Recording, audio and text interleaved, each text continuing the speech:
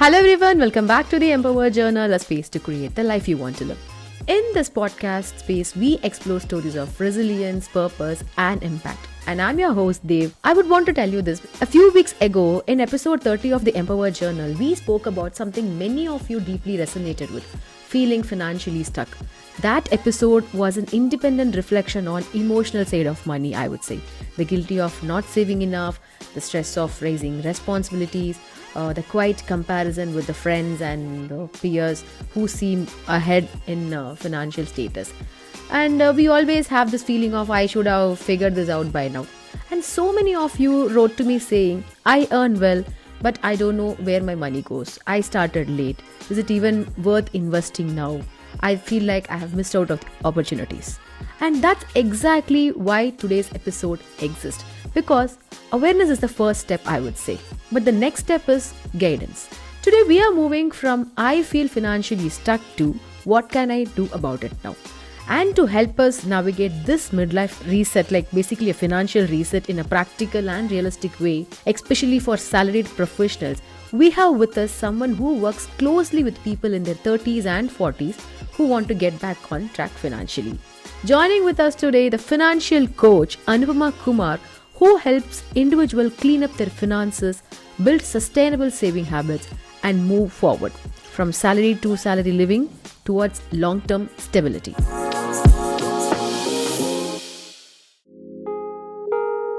Thank you so much, Ms. Anupama Kumar. Welcome to the Empower Journal. Thank you so much for inviting me for your podcast. Thank you. So I would want to hop into the show right away because I have so many questions from the audience in terms of this financial POE. So let me start with something I hear all the time. People in their 30s and 40s genuinely feel like they have missed the bus financially. Like everyone else is investing, buying home, planning retirement, and they are still figuring things out. So what does being financially behind exactly mean? Actually, they are not behind. They are comparing their journey with someone else. So they think they are behind. But if they start now, today, then they are not behind. They should focus on their goals. They have more clarity, more awareness. So this is their starting point. And progress from today matters more than past mistakes. Absolutely. But you think the stress is real, right? Because half the time the stress is comparison. Because they see their friend buying property, someone else is talking about mutual funds, too technically advanced about finance, and someone is planning early retirement. All these intimidate people. So we sit there and think, oh, should I be doing something else? So if someone listening today feels like, okay, fine, I need to get my act together now, what are the first maybe 2-3 financial cleanup steps they can realistically take in next 30 days? So if they are starting today, then first they have to track their expenses to know where their money is going. Actually, people don't know where their money is going. Okay. So the first step is they should track their money. Where they are spending, they have to note down. Actually, this is the time where people are spending always on online payments, doing online payments. Absolutely.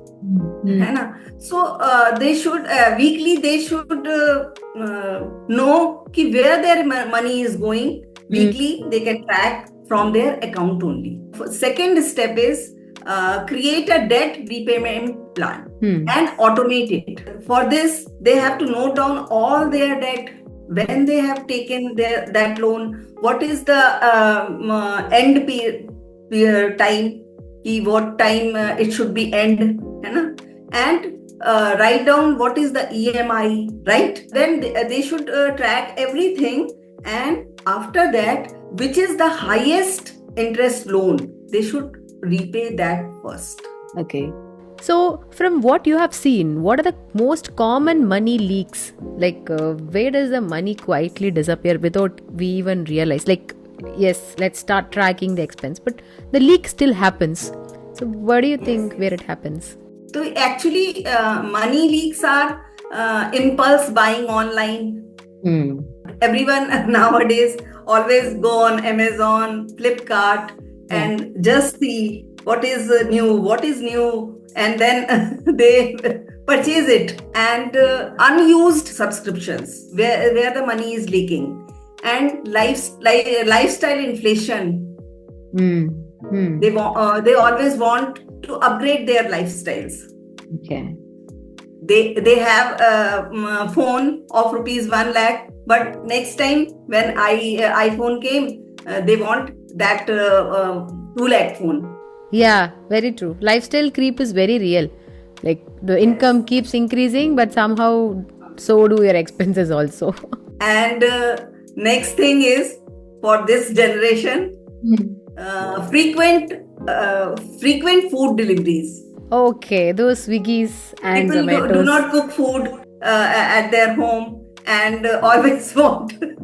Yeah, we belong to that generation, ma'am. We are that generation. So these are the money leaks, and you should reduce it. You can't eliminate all these things, but you should reduce it one by one. True. Now is that people get confused with priorities these days. Which one to prioritize? Like because everyone keeps saying emergency fund also build, insurance also, you take insurance, you invest also, you have to maintain emergency fund as well. But all these three need money. So what order actually makes sense in this stage of life? Like someone between like mid or late 30s, should they prioritize emergency fund, insurance, or invest? First, they have to prioritize emergency fund. Okay. Because you don't know when the emergency comes.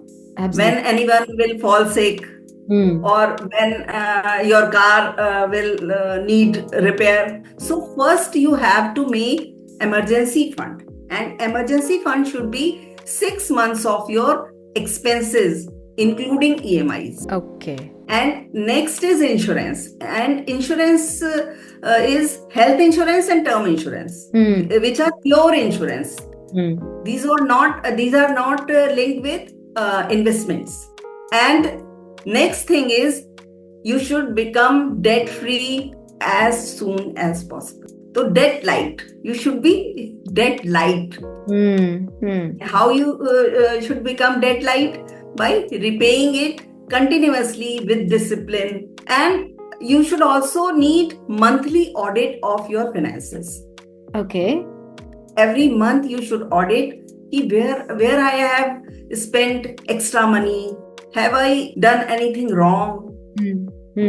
So when you audit anything, when you are aware, then only you can change it. Right. I'm really glad you mentioned insurance also, because it feels like one of those important things in life.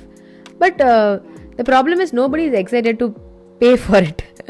So just to tell someone on the mid-career, which types of insurance are non-negotiable?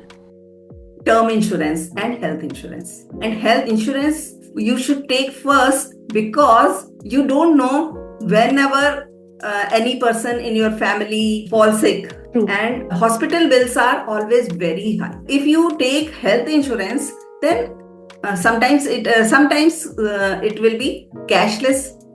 And you don't have to spend money, your savings, right? So this way, health insurance is must, and also term insurance. Term insurance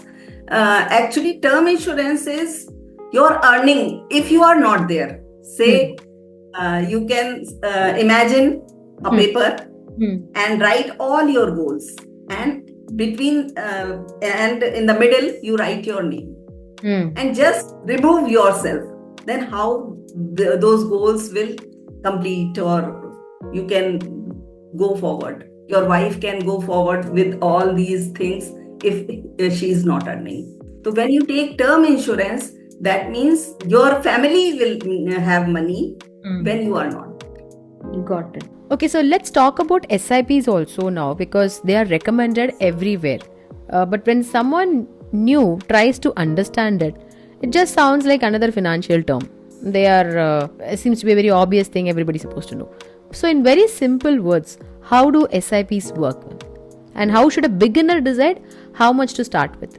Actually, any beginner can start it with the minimum amount 100 rupees only, Okay.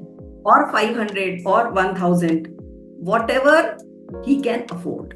Okay. So he should start, and later on, every year he should increase the amount. Maybe you have started SIP of 1000 rupees only, and next year you should increase it by 10% or 15% or a fixed amount.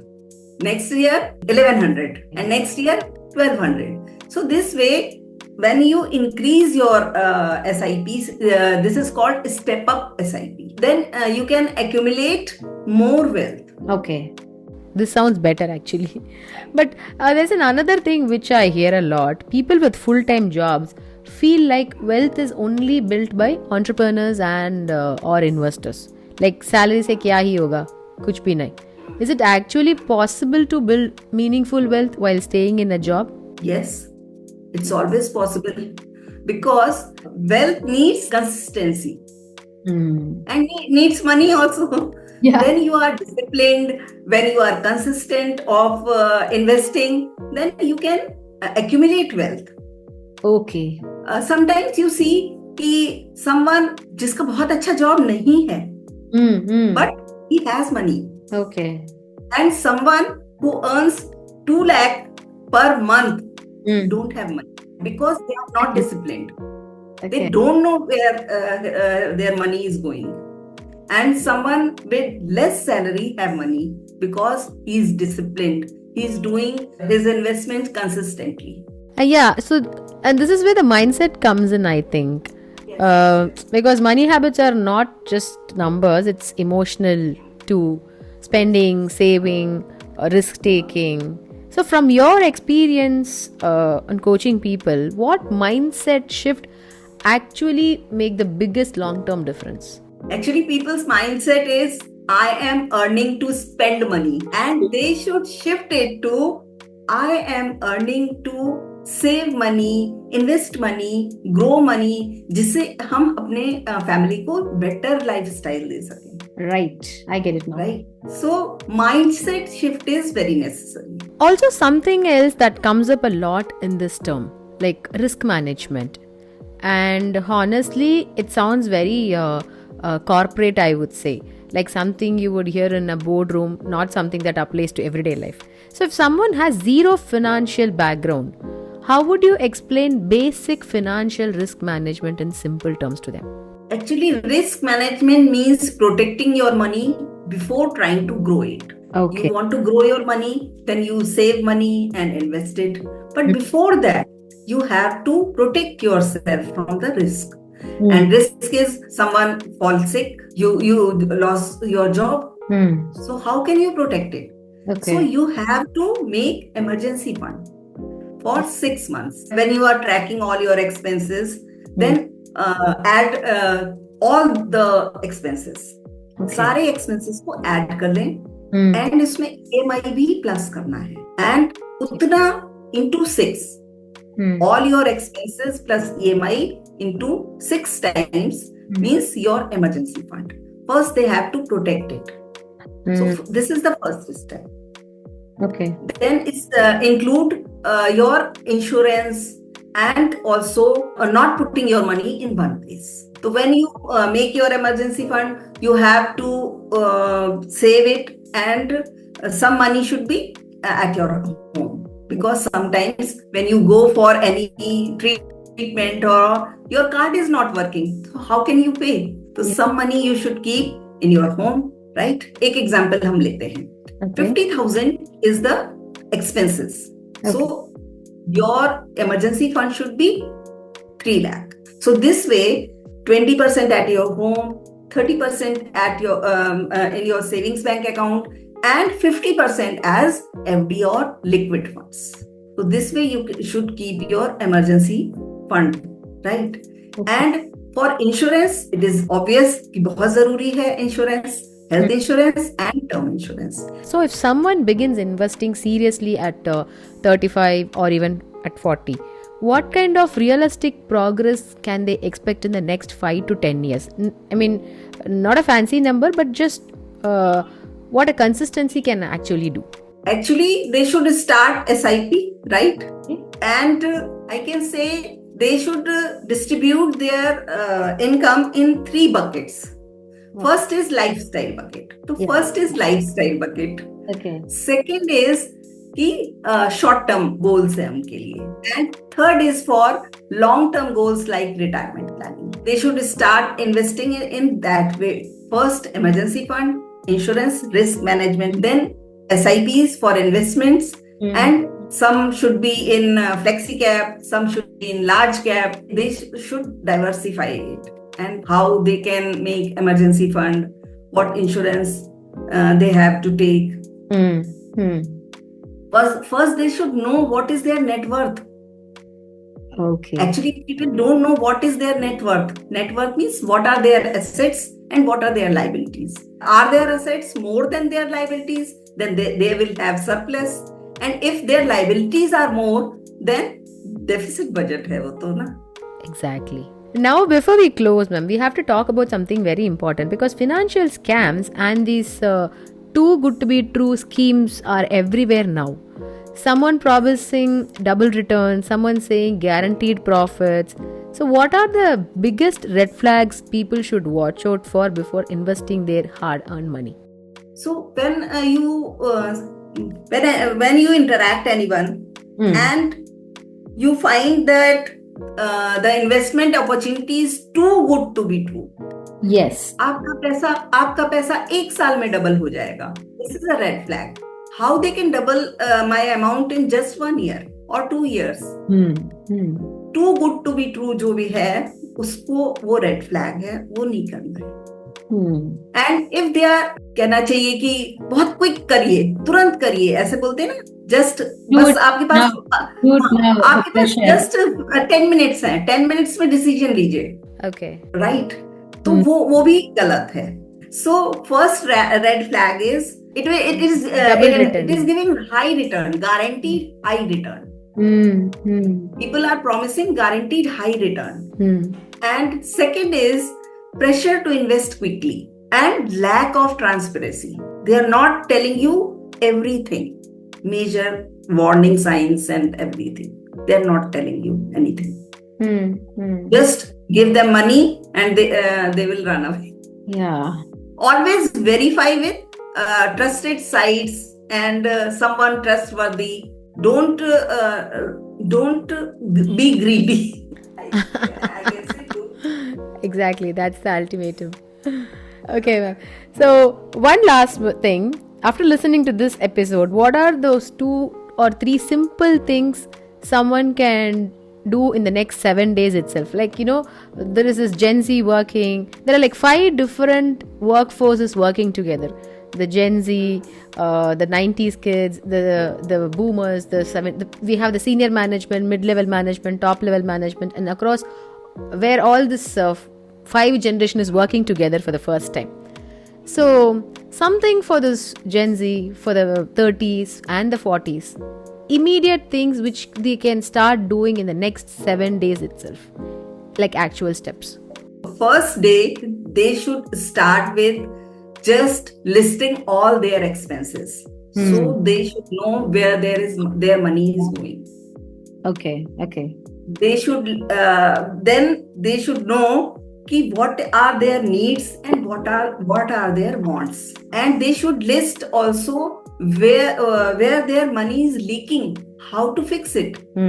They should start SIP or recurring deposit. If they want to save some money, then they should start. They can start recurring deposit in their own bank. Okay. And they should review all their policies. If these policies are not appropriate, then they should drop that policy, and they should do term insurance and health insurance. They should look, is their health insurance is sufficient or not? If they have only corporate health insurance, then they should also take health insurance from personal use. Okay. because if they lost their job, then they will have no health insurance. Correct. I think that's the takeaway today. Like, start small and be consistent about it. Like, but you rightly said, you don't need Excel sheet. Even a WhatsApp can help you to track your expense. You don't have to be a financial expert. Because we have a mobile all the time in our hands. Exactly. So we can make a group with self or husband, or just with myself only, and track all my expenses, what I have spent today. Definitely. People keep saying this, I'll start next month mindset. ये तो mindset का shift का problem है, but hopefully they will change after listening to this episode. So maybe little more commitment than our talking stages. We have come to the end of the show, Ms. Anupma Kumar. Thank you so much for breaking this down so simply for us today, because this was genuinely honest and insightful with your personal experiences as well. So wherever you are listening from, on your commute between meetings or while planning budget but actually shopping in Amazon, this is your gentle reminder to start small and stay consistent about it. If this episode helped you even a little bit, do follow and subscribe to the Empower Journal on Spotify, Amazon Prime, and now on YouTube. And if you want to reach out to Ms. Anupma Kumar for your financial guidance, you can reach out to her on the Secure Future Academy. And I'll be back next time with more inspiring guests, practical insights, and conversation that make this whole adulting and money thing feel slightly less confusing. This is Dev signing off, and Nandri.